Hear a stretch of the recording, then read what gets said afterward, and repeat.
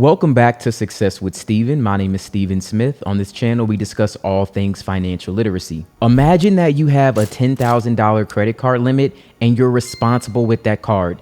And one day you decide to buy furniture for, let's say, your apartment. And maybe you get a couch, a bed frame, and a dresser. And the total for all of that comes out to around $7,000. But here's the thing. You already have the money, you just use the credit card because maybe you want points, or maybe you want cash back, or maybe you just know it's safer than using your debit card. So you make the purchase, you wait for the credit card statement to come, and the second that statement hits your email, you pay off the entire balance. No late payments, no interest, no minimum payments. It's paid in full like every financial expert tells you to do. Then 3 days later, your phone lights up with an alert. Your credit score dropped by 25 points. Now you're sitting there confused because you don't really get it. You did everything right, you used the card, you paid it off, and you didn't carry a balance. So why did your credit score just get hit like you missed the payment?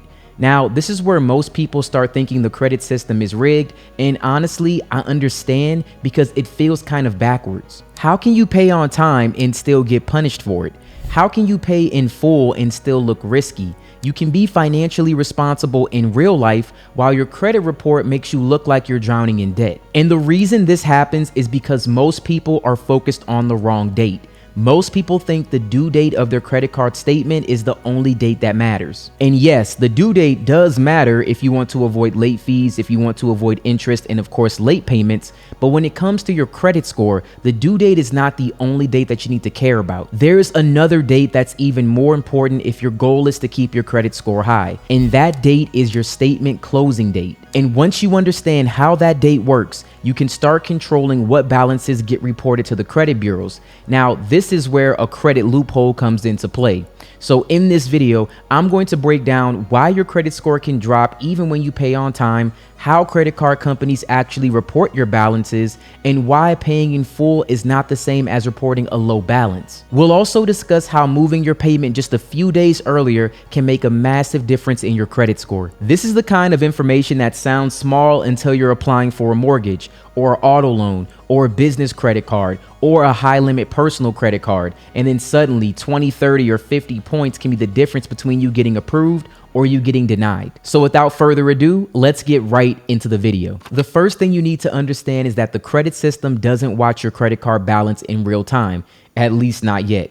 A lot of people think Experian, Equifax, or TransUnion will monitor every single move that they make. The credit system is not a live video, it's more like a still picture. The most widely used credit scoring model is the FICO score, and specifically the FICO score 8 when it comes to credit cards. This is utilized by 90% of top lenders. Now, it calculates a 3-digit number, typically 300 to 850, based on credit report data to predict risk. It reports scores based on 5 key components: payment history at 35%, utilization at 30%, length of history at 15%, new credit at 10%, and credit mix at 10%. Your FICO 8 credit score is generally updated monthly. Now, while the underlying credit report data can be reported by lenders at different times throughout the month, most financial institutions report data on a monthly cycle, meaning you will typically see noticeable, calculated changes to your FICO score roughly every 30 to 45 days. Think of it this way. Your credit card company takes a snapshot of your account at a specific time during the month, and whatever your balance is at that moment is usually what gets reported to the credit bureaus. That snapshot is what impacts your utilization. So let's say that your credit card billing cycle runs from the 2nd of the month to the 1st of the following month. During that month, you use your credit card for groceries, gas, dinner, bills, travel, or whatever else. Your balance starts climbing throughout the month. Then on the 1st, your billing cycle date closes. That's when the bank creates your statement. Now, this is the bill that shows your statement balance, your minimum payment, and your due date, and all the transactions that you have made during this billing period. Now, here's the part that most people miss. The balance on that statement is often the balance that gets reported to the credit bureaus. So if your statement closes on the 1st and your balance is $2,000, that $2,000 can get reported to Experian, Equifax, and TransUnion. Even if you pay it off in full 2 days later, even if you never pay interest, the credit bureaus will still see that $2,000 balance because that's the number that was reported when the statement cycle date closed. Now, for the example that I put here on screen, if you had a credit card that had a $5,000 balance, you would have 40% utilization. In most scenarios, that would kill your credit score. Now, your actual statement due date might not be until the 12th of the next month. So from a payment standpoint, you're not late. You have plenty of time to make that payment. But from a credit card standpoint, 40% utilization, the damage has already been done because that high balance was already reported. However, the balance is relative to your total limit, which is why so many people prefer having high limit credit cards that will always keep their utilization low no matter what the balance is. So if we flipped our scenario where you had a $20,000 credit card and you had a $2,000 balance, that would only be 10% utilization, since 10% of $20,000 is $2,000. Now for me, that is the trap. Your bank cares whether you pay by the due date. Your credit score also cares, but it cares more about what balances get reported. And those are two completely different things. This is why so many people get confused. They say, Steven, I pay my cards every month, but my score keeps dropping. Then we look at the account and what do we see? The card is being paid after the statement closes, not before. So the person is financially responsible, but their credit report doesn't reflect that. And if you want a strong credit score, you need to do both. Now, let's talk more about why this can move your credit score so much. Some people hear this and think, okay, maybe my utilization is a little high, but does it really matter that much? And yes, it really does. Credit utilization is one of the biggest parts of your FICO credit score. Remember, it accounts for 30%.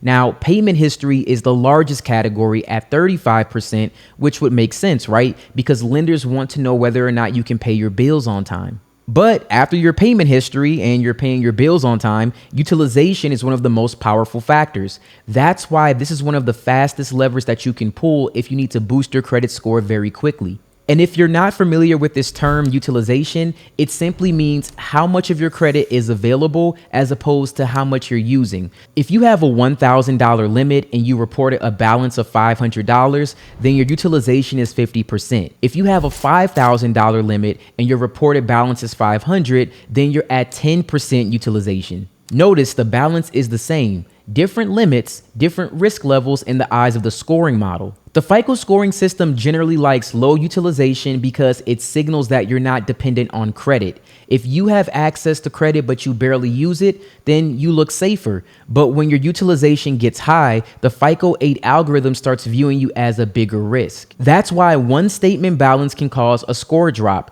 And this is where the thresholds really do matter. Once you go over 30%, your score can start to take a noticeable hit. Once you go over 50%, the damage can be even worse. And once you get close to maxing out a credit card, your score can fall very hard. Even if you pay on time, even if you pay in full, even if you only had the balance for a few days, because again, the scoring model is judging the snapshot. And there are two types of utilization that you need to pay attention to. The first is overall utilization. Now that's going to be all of your credit card balances combined compared to all of your credit limits combined.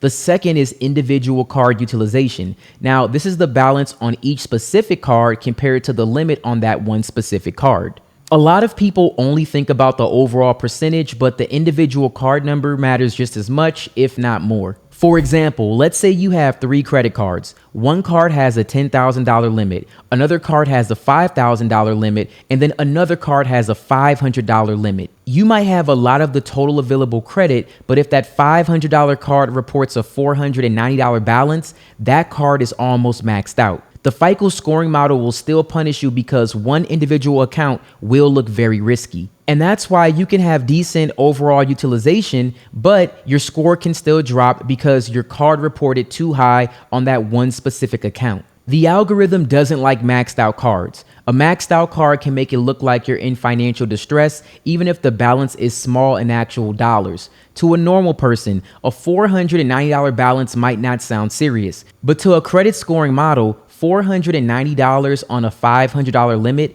it can look dangerous. So the goal is not to just keep your total utilization low. The goal is to keep each individual card from reporting too high. That's why the statement date strategy is so powerful. It allows you to decide what the bureaus actually see. Now, here's where things get interesting. Most people assume that if high utilization is bad, zero utilization must be perfect. Now, this is one of those credit score details that makes people say, why does the system have to be so complicated? Because yes, paying your credit cards to zero can be good for your finances. It keeps you out of debt, it prevents interest, and it gives you peace of mind. But for credit scoring, reporting all zero balances on every single revolving account will not produce the highest possible score. In fact, it can actually drop your score and make lenders lower your credit limits or even close your accounts. The FICO 8 scoring model wants to see that you're using credit responsibly. If every card that you have reports zero every single month, then the system will treat this like you're not using revolving credit whatsoever. Now, there's a difference between being debt-free and looking ideal to a credit scoring model and actually looking like you're not using credit whatsoever. I tell people this all the time. In order for you to have a high credit score, you have to participate in actual debt activity, meaning you have to actually be paying down debt in order to have a high credit score. Having no debt whatsoever actually doesn't help you build credit at all in any capacity. Think of it this way. It's like trying to win a competition by never playing the game at all. While you may not ever lose, you'll never win either. The sweet spot for scoring is usually very low utilization. Not high, but not zero. I would say anywhere from like 1 to 3% is probably like the perfect area to be if you can do that. Now, let's get practical. Here's how you can actually use this information. The first thing you need to do is find a way to actually review what's happening on your credit report. Now, I recommend using Rising. Rising is a credit service tool that allows you to have access to a tri-merge credit report that makes it much easier for you to see what's happening between all of your credit cards. You'll be able to see what balances are showing and whether or not the information on your credit report is accurate. Now, you can start a 7-day trial for just $1. There will be a link in the description. I'll also place a link right here. Now, each credit card has a different statement closing date. We already established that. You need to know the date for each account. To find this, you can open the app associated with your credit card or log into the website if one is available. Sometimes the app will show the next statement closing date. At other times, you may need to open previous statements and look at the billing cycle dates. You're looking for the date your billing period ends.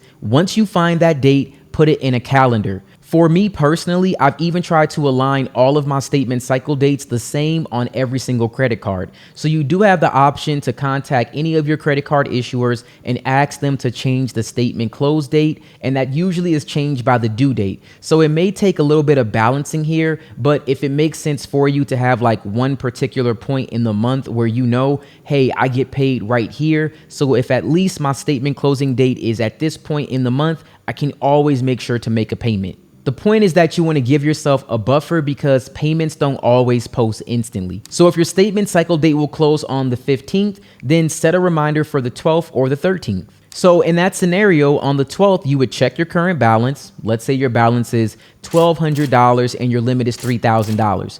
That means if your statement closes with that balance, you would have utilization around 40%. Now, that is too high if you're trying to optimize your score. So let's say on the 12th, you make a payment. Maybe you pay it down to, let's say, $20. Now, when the statement closes on the 15th, your statement balance shows $20 instead of $1,200. That $20 is what gets reported. This will give you a very low utilization of around 0.7%. Now, it doesn't have to be that low, but this is just an example. Then after your statement closes, you'll pay the remaining $20 before your due date. And that's it. You use the card, you earn your points, you avoid interest, and you keep utilization low, which means your credit score is high. You have controlled the snapshot. And that's the difference between using credit blindly and using credit strategically.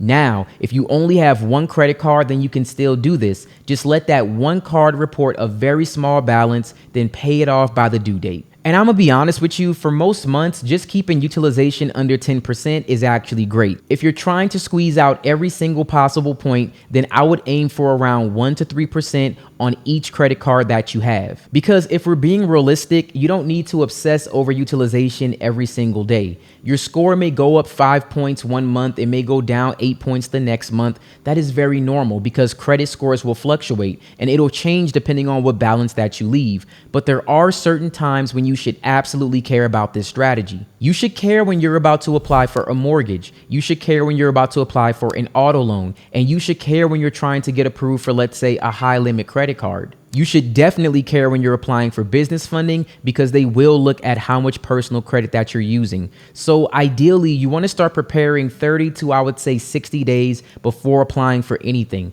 That gives your current balances time to report lower. Because remember, your score updates when the new information reports, at least with the FICO scoring model. So if your card reported high utilization yesterday, paying it off today will not instantly raise your credit score. You should wait until the lender reports the new lower balance.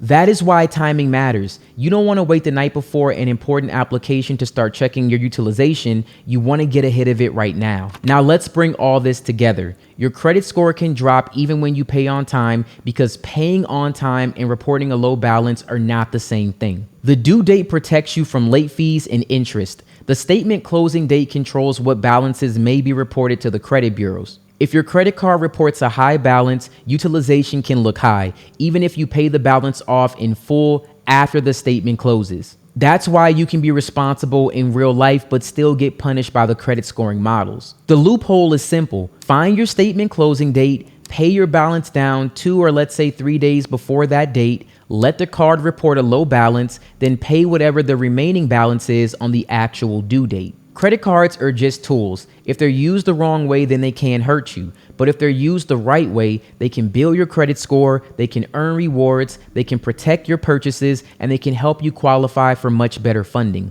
But you have to understand the rules. And one of the biggest rules is this: the credit bureaus do not care about how responsible you feel. They care about what gets reported. So you control what gets reported. That's the difference between wondering why your score dropped and knowing exactly how to bring it back up. I want to thank you so much for watching this video. So here's what you do next. You want to pick one credit card for this month, find the statement close date, set a reminder 2 or 3 days before that date, and pay the balance down before the statement closes. Then watch and see what happens with the new balance. If your score jumps, come back to this video and comment how many points that you actually gain, because your data points can help somebody else realize that they're not crazy and the system really does work this way. And if your score dropped recently, even though you paid on time, now you know what to look for first. So if you got value from this video, make sure that you subscribe to the channel because we're going to keep breaking down credit, funding, banks, business credit, and all the little rules that most people never learn. Once again, thank you so much for watching this video.